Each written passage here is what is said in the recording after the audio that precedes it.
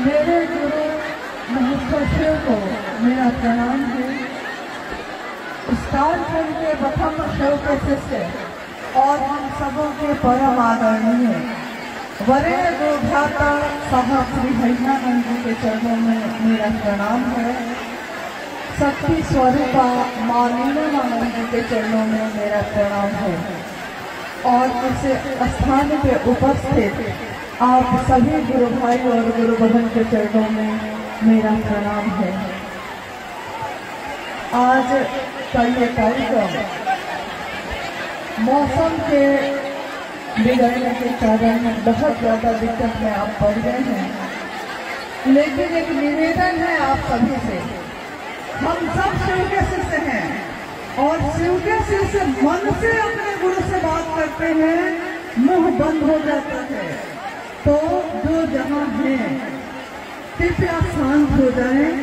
और जब भी मैं ऐसा कभी माहौल हुआ है तो मुझको साहब की वही बात याद आती है जो उन्होंने हमेशा कहा है कि जरा सी चली मलय की झोंक, अरे थोड़ी सी बारिश ही तो हुई है, क्या हो गया ऐसा? थोड़ी सी बारिश हुई है, भीग गए हैं हम लोग, लेकिन इस बारिश में भी वो शिव याद आते हैं, हमारे साहब दीदी याद आते हैं। तो इस बारिश के लिए सावन के महीने में तो लगातार बारिश होती है और हाथ में शिव के संकल्प का जल लेकर हम लोग कितने किलोमीटर घूमते हुए चले जाते हैं, क्योंकि मन में शिव का संकल्प होता है। तो जरा सी मलय की झोंक चलती है तो शिव शिष्यों की नाव नहीं डोलती है, यानी थोड़ी सी हवा की झोंक से शिव शिष्यों की नाव कभी नहीं डोली है।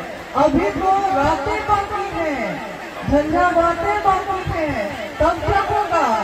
इसलिए अभी जैसी भी परिस्थिति आए, लेकिन शिव शिष्यता का परिचय दीजिए, साधुता का परिचय दीजिए। और जो जगह है शांत मन से पहले खड़े हो जाइए। खड़े हैं आप, जो बैठे हैं बैठ जाइए, जो खड़े हैं वो शांति से अपनी जगह से रहिए। आप सबको जो ये कष्ट हुआ है उसके लिए मैं जितना क्षमा मांगू उतना कम है, क्योंकि शिव के शिष्यों को परेशान करने का अधिकार शिव ने, मेरे गुरु ने किसी को नहीं दिया है। लेकिन तब भी मौसम पे किसी का बस नहीं है, इस मौसम पे भी शिव का ही बस है। उस शिव के कारण ही मौसम कभी भी बदल सकता है। लेकिन शिव के शिष्यों का मन जब मजबूत हो जाता है तो चाहे करकराती हुई धूप हो, चाहे बरसती हुई बारिश हो, लेकिन उसका मन शांत रहता है। तो आप सब थोड़ी देर के शांत हो सकते हैं, शांति का दान दे सकते हैं, जहाँ है जैसे हैं शांत हो जाइए और अपने गुरु शिव को याद करते हुए, अपने साहब दीदी को याद करते हुए हम अपने मन में नमन करते हैं उनको।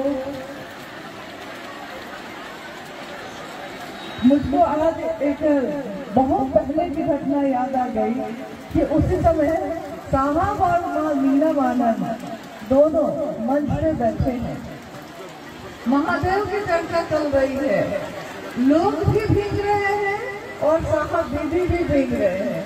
मतलब मंच पे भी कुछ लगा हुआ नहीं था, बस सिर्फ चादर थी क्या, और साहब दीदी भी भीग रहे हैं, गुरु भाई गुरु बहन भी भीग रहे हैं। लेकिन इतनी दया की याचना अपने गुरु से करती हूँ, अपने साहब दीदी से करती हूँ कि जो गुरु भाई गुरु बहन आज की इस बारिश में भीग गए हैं, उनकी तबीयत को ठीक रखिएगा, क्योंकि मौसम है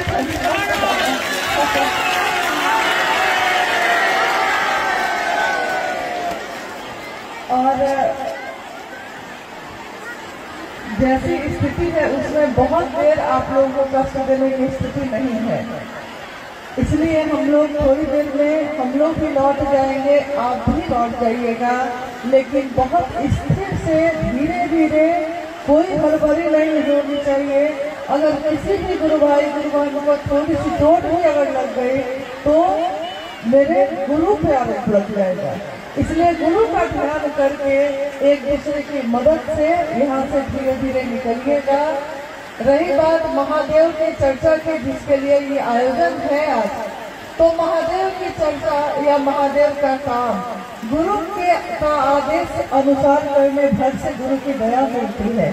तो गुरु का आदेश जो है वो हम सब कर भी रहे हैं, करते चले जा रहे हैं, लेकिन गुरु के आदेश के साथ उन्होंने ये भी कहा है कि हमेशा हम लोगों को सावधानी भी रखनी चाहिए, क्योंकि जगत में रह के ही तो महादेव की बात हो सकती है। तो जगत में रहना है तो कैसे रहना है? शिव की तरह। जगत में जीना है तो कैसे जीना है? शिव की तरह। और जगत में जो हम पल प्रतिपल जी रहे हैं अपने महादेव की तरह। माँ नीलम आनंद और साहब वरेण्य गुरुभ्राता साहब हैदरानंद जी, उनका संकल्प आज पल प्रतिपल विस्तार पा रहा है और आज धरती पे भी ऐसा देखा जा रहा है। रोहतास का जिला बिहार राज्य में 38 जिलों में एक है और इसको बिहार में धान का कटोरा कहा जाता है। तो धान के कटोरे से हम लोग जब से आए हैं चारों तरफ धान ही धान दिख रहा था और सबकी रंगत एक ही थी, यानी कि एक एक रंग का सब धान का पौधा है। शुरू हुआ था तो एक रंग का नहीं था, उस समय फर्क था, लेकिन जब पक गया है तो सब एक रंग में रंग गया है, धानी चुनरिया की तरह। तो धान के इस कटोरे में शिव के लिए पात्र लेकर खड़ा होना है, यानी अपने हृदय को, अपने दिल को लेकर हमको खड़े होना है। महादेव की दया बरसती भी रहेगी, लेकिन अगर दिल ही नहीं लेकर आएंगे तो वो दया हम पाएंगे कहाँ? याद रखिए, साहब ने हमेशा कहा कि मुझसे मिलने आए हो तो शिव को लेकर आना, और अगर लेकर नहीं आ सके हो तो शिव को लेकर जाना। तो मुझसे मिलने आए हो यानी हम आए तो साहब से ही मिल गए हैं, साहब का ही सब कार्यक्रम होता है, इसमें शिव के गुरु स्वरूप की उपस्थिति होती है। तो शिव को लेकर आए हैं तो बहुत अच्छा, और नहीं लेकर आए हैं तो लेकर जाना है। लेकिन पात्र अपने हृदय का रखिएगा, हृदय में ही, दिल में ही वो शिव वास करते हैं, और दिल में वास करने वाले कहीं भी हमेशा याद आते हैं। जो भी आज इस कार्यक्रम में जो दिक्कत हुई है आपको, जो कष्ट हुआ है आपको, उसके कारण साहब हमेशा कष्ट में रहे। अगर गुरु भाई गुरु बहन को कोई कष्ट है तो वो भी उतना ही कष्ट दे। नहीं कहते हैं कि चोट लगे तुझको तो दर्द मुझे हो, भीगे आप हैं और ठंड मुझको लग रहा है कि कैसा लग रहा होगा, भीगे आप हैं।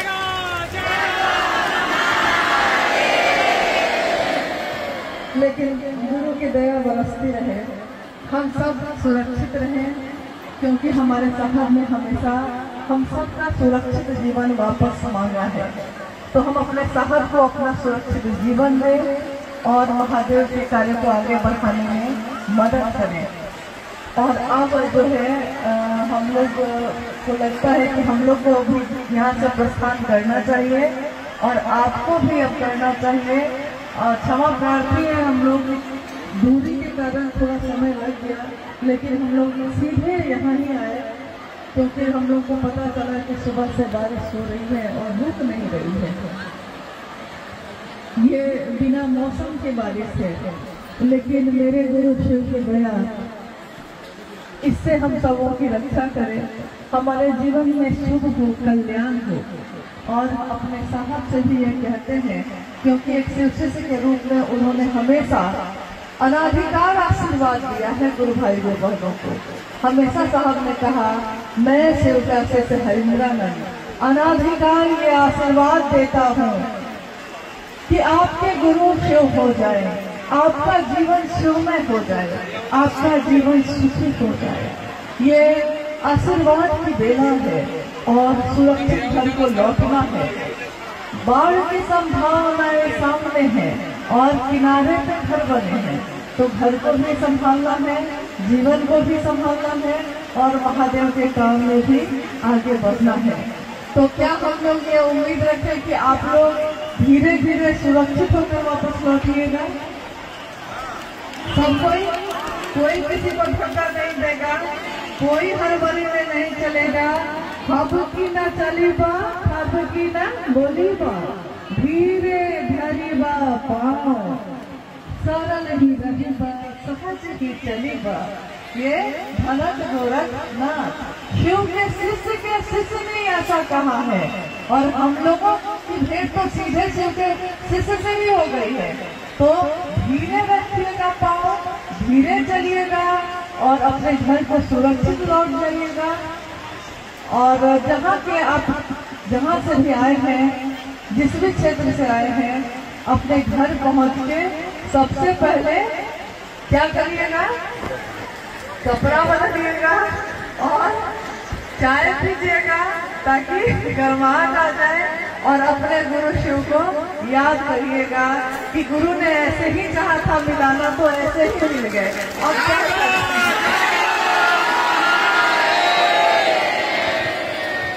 अब क्या करें?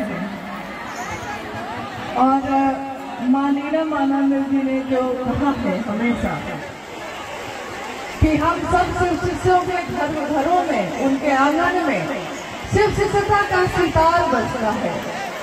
गुरु है हमारे भोले, भैया हरिंदर बोले। गुरु है हमारे भोले, भैया हरिंदर बोले, ले ले गुरु नाम। जब से इस मन के अंदर में गुरु का हुआ बसेरा, जब से इस मन के अंदर में गुरु का नाम का बसेरा हुआ है, 3 सूत्र के मोती पाए गुरु नाम का हीरा। और शिष्यों की कुटिया में, हमारी कुटिया है, हमारा घर है, हमारा परिवार है, लेकिन हमारे घर या हमारी कुटिया में शिव शिष्यता का सितार बजता है। शिष्यों की कुटिया में गुरु का सितार बोले, ले ले गुरु नाम, भैया हरिंदर बोले। बस इसी के साथ आप सभी के चरणों में प्रणाम है।